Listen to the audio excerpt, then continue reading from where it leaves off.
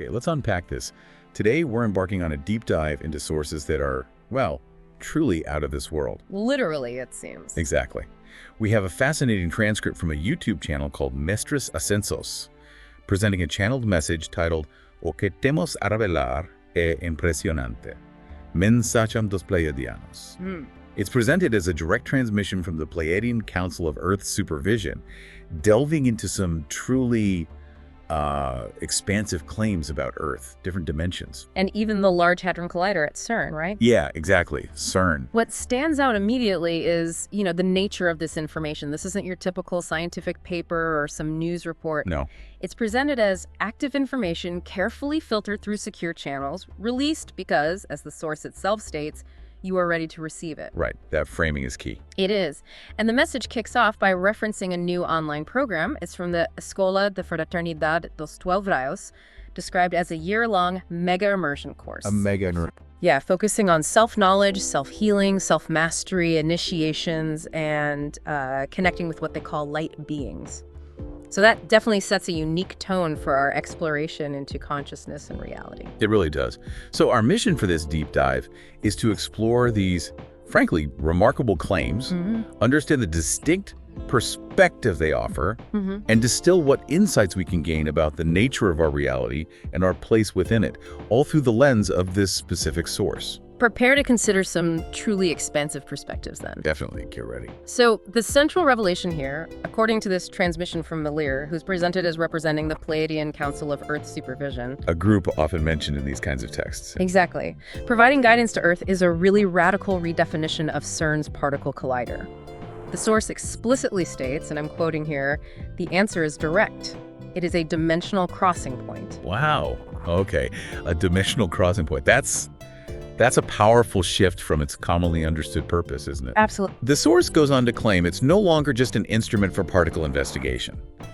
Instead, it's been used to pierce rifts between parallel realities. Pierce rifts. Yeah, which in what they term galactic language is called a mechanism of vectorial destabilization. Vectorial destabilization. Okay. Basically, a way to throw something off its intended course or stability, kind of multi-directionally. Right.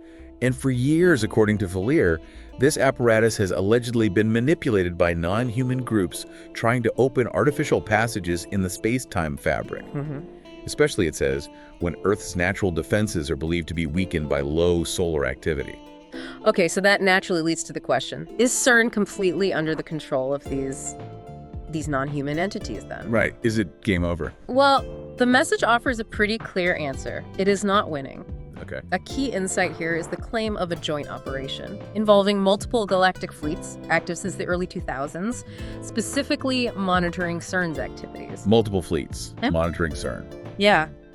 They assert, quote, "We have already neutralized several destructive timelines linked to this apparatus." Neutralize destructive timelines. Yeah. That idea that our strange dreams, maybe, of Earth's collapse could actually be echoes of realities that were interrupted before they became real, to us, that's certainly profound. It really is. The source suggests these galactic fleets intervene, which is why, as the message says, you are still here.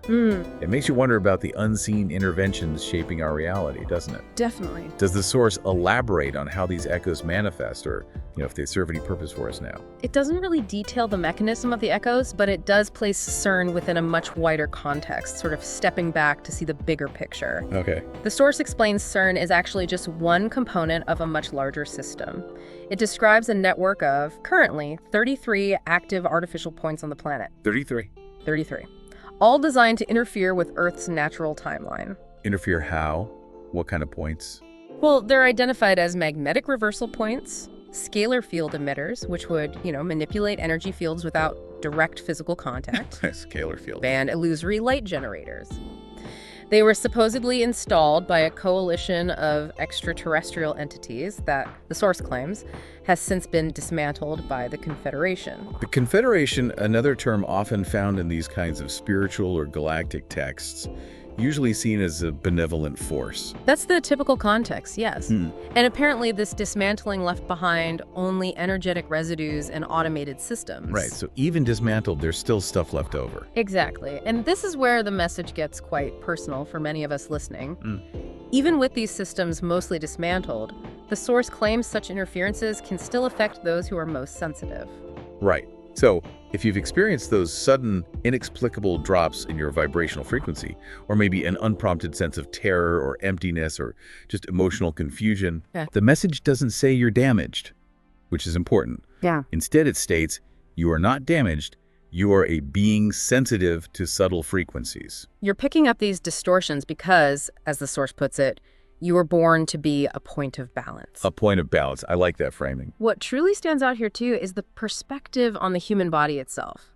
It's described as a multidimensional instrument. Multidimensional. And your DNA, it goes far beyond just a simple biological structure. It's considered a harmonic bridge between dimensions, almost like a multi-lane highway connecting different levels of reality within you. Okay, a harmonic bridge. Yeah. So when you're exposed to distorted fields, like maybe those coming from CERN or these other points, Your body reacts not out of weakness, the source says, but as an internal alarm system. an alarm system. That paints a picture of you, the listener, as far from just a passive observer. Very far. The message explicitly states, you are a node in the planetary grid. You are a reality stabilizer. You maintain the coherence of the Earth's collective field. That's a powerful statement.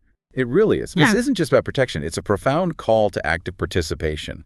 It's described as a direct call to full presence to the ground team. The ground team, meaning us, presumably, people living here. That seems to be the implication, yes. So this prompts the question, Yeah. how does one respond to this call? How do you be a reality stabilizer? Right. What's the practical advice? The message offers some. It advises. Silence is your armor. Conscious breathing is your protection. Inner coherence is your tool of transmutation. Silence, breath, coherence.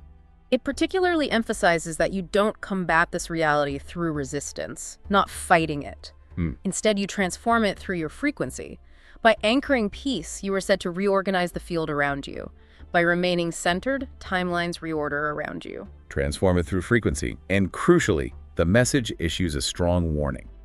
Do not feed the fear. Yeah, that comes through very strongly. It suggests the old script, the shadows. It's unraveling, but it will still try to influence. We're warned to expect sensational headlines, what it calls forged digital events and false narratives. Things designed to distract or destabilize, perhaps? Seems like it. The instruction is clear. Do not be distracted by the theaters. The puppet strings have already been cut. Interesting metaphor. Instead, the encouragement is to remain aligned with your inner truth, sovereign in your energy, gentle and conscious in your presence. So beyond these, let's say, external interferences and galactic traumas, the source also provides some powerful guidance on our internal state. Right, shifting focus inward. Particularly in the July 2025 Ascension Energies message that was part of the source material. This message really deepens the idea of inner strength. It says, beloved beings, you are at a point of transition that calls for inner strength and clarity. Clarity, needed for transition. Makes sense. It speaks to how strength sustains and protects, just as the husk protects the seed, and focus directs and elevates, like the balance between movement and rest sustains a body. Nice analogies. And a key insight here is the paradox it presents. Strength needs vulnerability to grow. Focus needs relaxation to expand. Oh, that's interesting. Strength needs vulnerability, Yeah. and focus needs relaxation. That paradox is really intriguing. It is, isn't it? So it's not about being rigidly strong, like a wall, but about finding power within openness Yeah. and clarity through letting go a bit. That seems to be the essence. How does the message suggest we practically apply that, this idea of vulnerability fostering strength, or relaxation expanding focus? Yeah, how do we do that? The message suggests that this transformation isn't something to avoid or brace against, but rather something to experience with consciousness. Experience it consciously. It implies moving with the natural flow of life, which then provides a kind of like a gravitational support to those who align with it. Resistance, it says, when balanced with flow, becomes a tool for protection and adjustment, guiding you towards greater clarity. It's about finding that equilibrium, allowing the natural expansion and contraction of these qualities. Finding balance, not forcing it. Placing this in a broader context then, The source mentions this spiral of change is tightening. Things accelerating. Yeah. As change speeds up, the message emphasizes the essential need to accept the opposites, these paradoxes we just talked about, and to follow with a force of love and not with fear. Love, not fear. A common theme in these types of messages. Very much so. It reminds us, love embraces fear just as the sea is protected by the husk until the moment of transformation. That's a beautiful image. It is, and this is the call. To grow, break old shells, and fully become who you came to be.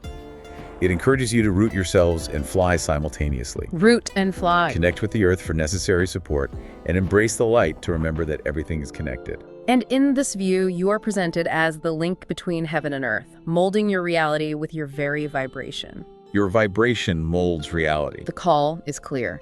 Keep your heart open, remain conscious, cultivate healthy boundaries, and refine discernment. You are seen as life in human form, and through you, humanity transforms. It's quite a responsibility framed that way. It is. The spiral of change is active, and within it, love is constant. The message concludes with, so it is, and so it will be. So, after all that, what does this all mean for you listening right now? We've journeyed through some truly astonishing claims. Astonishing is a word. From CERN as a dimensional crossing point, potentially manipulated, to galactic fleets intervening to protect Earth's timeline. And this profound message about our role, your role as sensitive beings and reality stabilizers. This deep dive really reminds us of the immense power attributed to our inner state and vibration in shaping our collective reality, at least according to this source. And zooming out, connecting this to the bigger picture, that message from the Ascension Energies for July 2025 truly underscores this idea of radical self-empowerment. Right. It's a call to embrace inner strength and clarity, but to understand that paradox, that our strength needs vulnerability to grow and focus needs relaxation to expand. That core paradox again. It encourages us to accept the spiral of change and move with love, not fear, seeing ourselves as the link between heaven and earth, molding reality with our vibration. And the narrative expands even further, kind of bringing it all together with this final idea. Yeah. The transmission from Valier concludes by stating, and this is quite something, the true revelation will not come from your governments. It will come from within you. You are the contact. You are the living bridge between dimensions, and your time has come. Wow. You are the contact. You are the living bridge. This prompts us to consider, and maybe this is the final thought for you to take away. How might acknowledging yourself as a living bridge between dimensions fundamentally shift your approach to daily life, personal growth, and even your understanding of global events, as suggested by this unique perspective?